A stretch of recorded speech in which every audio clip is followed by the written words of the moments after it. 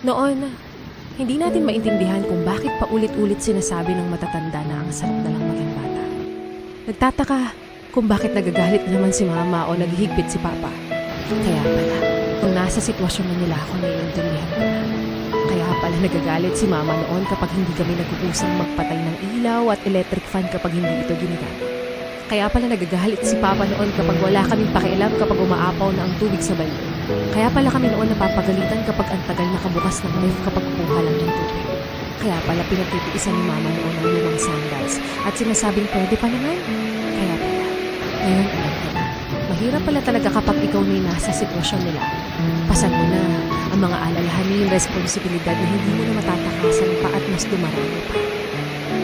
Sinasabi lang nila sa akin noon, sasabihin ko na rin sa mga kabataan ngayon. Habang bata ka pa, sulitin mo na dahil kapag matanda ka na, gugustuhin mo na lang ulit maging bata.